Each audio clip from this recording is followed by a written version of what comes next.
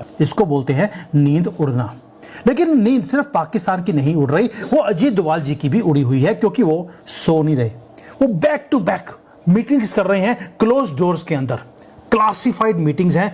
मोदी जी के साथ 2 या 3 मीटिंग्स उनकी ऑलरेडी पिछले 1 हफ्ते में हो चुकी हैं। हमारा क्या रिस्क हो सकता है, उसके ऊपर डिटेल में बातें हो रही हैं।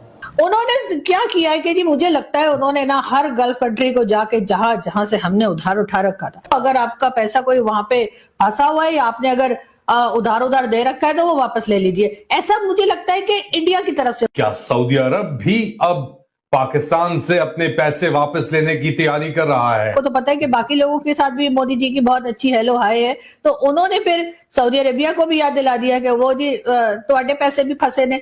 तो अब उन्होंने ये किया है कि जी अब सऊदी अरेबिया जो है उसने भी पाकिस्तान से कहा है कि जी आपने जो हमारे पैसा ले रखा है आप भी उसमें से जरा $2-3 बिलियन हमें दे दें। मुझे अक्सर पाकिस्तान में लोग पूछते हैं कि नरेंद्र मोदी के बारे में। मैंने कहा यार ये लंबा प्रोजेक्ट है।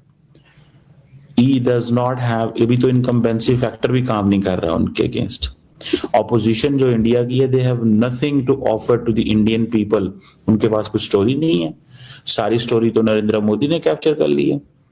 देखें at the end of the day वो डेवलपमेंट भी करा रहा है। At the end of the day वो ग्लोबल जो रिसेंटली आउटरीच बढ़। नमस्कार दोस्तों, दुनिया में इस वक्त सबसे ज़्यादा तनाव अगर कहीं चल रहा है तो वो है मिडिल ईस्ट में।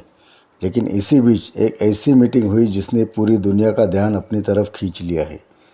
भारत के NSA अजीत डोभाल और रूस के डिप्टी प्रधानमंत्री डेनिस मंटोरोव की मुलाकात।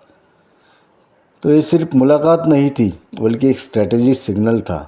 और उसके बाद जो हुआ, रूस की टॉप लीडरशिप ने लगातार 2 से 3 हाई लेवल मीटिंग्स भारत के प्रधानमंत्री नरेंद्र मोदी के साथ की। अब सबसे बड़ा सवाल ये आता है, जब मिडिल ईस्ट में तनाव अपने चरम पर है तो ऐसे वक्त में रूस का भारत के साथ इतना करीब आना क्या संकेत देता है?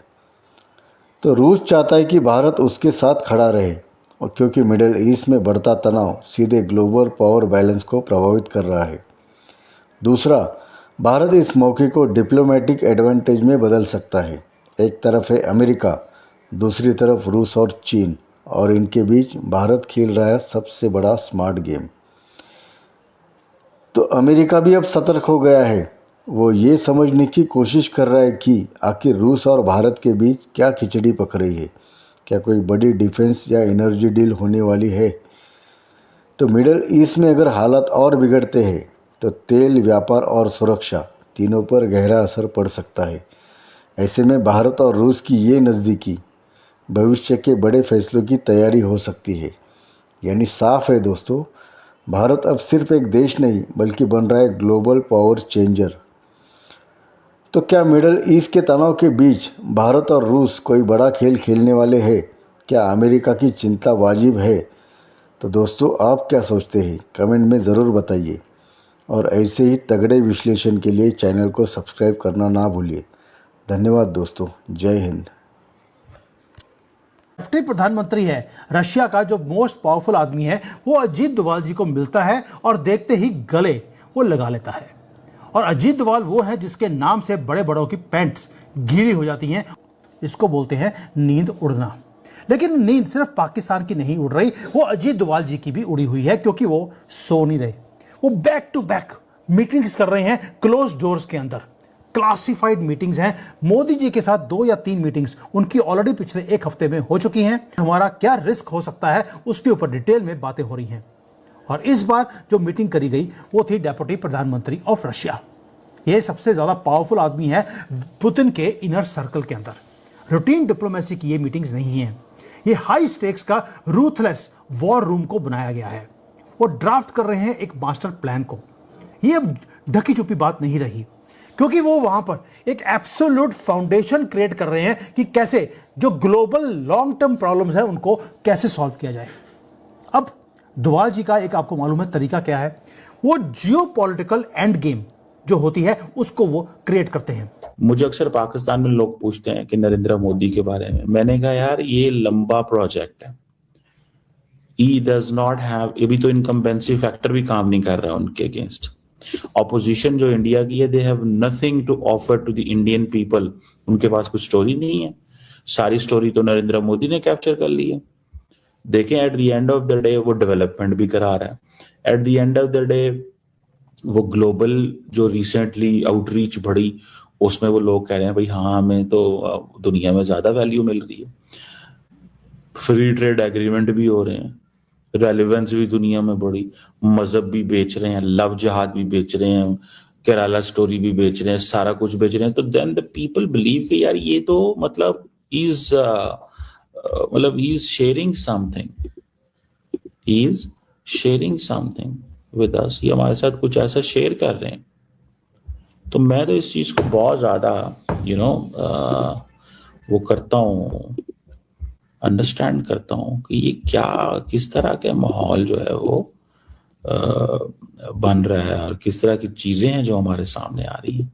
बहरहाल interesting times, trust me, very interesting times, कि कहीं ना कहीं पे हम जो है वो देख रहे हैं चीजों को, हम चीजों को देख रहे हैं कि ये किस तरह फ्रेमवर्क में आ रही हैं।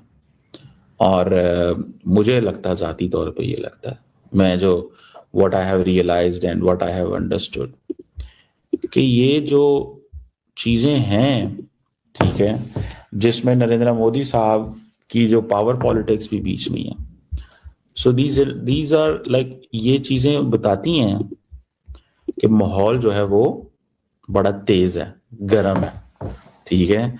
और प्राइम मिनिस्टर मोदी साहब जो है वो ये समझते हैं कि यार जो जिसने जो करना है करो, मैं तो अपनी इस चीज में हूं कि मेरा जो मेरा नैरेटिव है वो तो मैंने एक्सप्लेन नहीं करना। मेरे नैरेटिव को आप नहीं मानते तो ना मानो, मुझे इससे कोई फर्क नहीं पड़ता, लेकिन ये मेरा नैरेटिव है। सो आइडियोलॉजिकल मतलब वो भी आ गई आपकी हिंदू विक्टिमहुड आ गया, आपकी मुस्लिम इस्लामिस्ट रेडिकलाइजेशन आ गई, और एंटी टेररिज्म, ये बीजेपी की ये कोर है, याद रखें। ये तीनों बातें मैं बार बार, हिंदू विक्टिमहुड, एंटी टेररिज्म। सो वो कह रहे हैं कि अब हमें ये नहीं कि हमें क्या करना है, कि हमारे साथ क्या होता रहा, हमारे साथ क्या जुल्म किए गए, अभी तो हमारी बारी आई है, अभी तो हमने बारी ले, तो लोगों के अंदर उन्होंने ये सारा कुछ डाल दिया है। तो सारे नैरेटिव टेक्निकली नरेंद्र मोदी ने हाईजैक कर लिए हैं। इंडिया जो है वो पाक से हुए ताल्लुकात की पीछे खराब करने में उनका किरदार। ये सब कुछ आप लोग कर रहे हैं, तो सर ऐसा क्यों कर रहे हैं आप लोग को आराम से क्यों नहीं बैठने देते आप हम लोगों को? अब तो हमें भी नहीं पता चला हम क्यों कर रहे हैं, क्योंकि आप बोल दे रहे हैं तो हमारे ऊपर सारे आपको इल्जाम लगा देने हैं, तो अब आप बोलते रहिए। देखिए ये प्री इंडिपेंडेंस फिनोमिना है ना, पाकिस्तान का बनना एक अजीबो गरीब, जिसे कह लीजिए मेंटल डिरेंजमेंट का है। अगर मैं आपको इसके आंसर दूं दो लेवल पे, मिलिट्री वाले की जबान में अगर बात किया, टैक्टिकल एंड स्ट्रैटेजिक। टैक्टिकल क्या है भाई? जो आपने अटैक किया उनके डिस्ट्रिक्ट में और 80 लोगों को मारा, आपका चार्ज ये था कि टीटीपी जो है वो पाकिस्तान में आतंकवाद कर रही है, विच आई फेल टू अंडरस्टैंड। मेरे हिसाब से पाकिस्तान का ये चार्ज उसके हिपोक्रेसी, मुनाफिकत या दोगलेपन को सीधा सीधा दर्शाता है। पूछे क्यों? क्योंकि आपने इसी चीज की लड़ाई लड़के तालिबान को बनाया, और आपने इसी चीज की लड़ाई के लिए कि वहां पे एक इस्लामिक सरकार आएगी, आपने वहां की जो गवर्नमेंट थी गनी साहब की और दूसरी गवर्नमेंट, उसको आप हटा दिया आपने वहां से।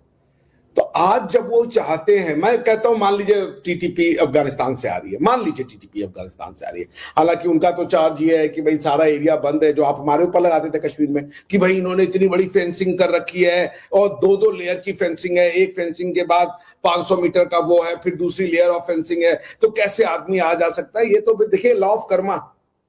यही सेम चार्ज आज अफगानी आपके ऊपर लगा रहे हैं कि अगर आप ये बोल रहे हो कि टीटीपी जो है वो आपके घर में आके हमला कर रही है, तो कैसे कर रही है, जबकि वो जो इलाका है, जो स्पिन बोल्दक या जो भी आपका इलाका का नाम है, उस जगह पे, वहां पे तो कोई ट्रांजैक्शन या ह्यूमन इंटरेक्शन हो ही नहीं रहा।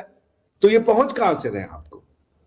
तो देखिए, अब आप ये बोलिए ये भारत ने करवा रहा, मतलब हम इस्लामिक रिपब्लिक अफगानिस्तान के ऊपर हम चढ़ बैठे हैं, मतलब हमने उनके इस्लामिक माइंडसेट को वो करप्ट कर दिया है। तो ये सब बातें अब आपके ना, आपकी थ्योरी फेल हो रही है। मैंने बार बार कहा पॉलिटिकल साइंस आप पढ़िए वापस से जाके।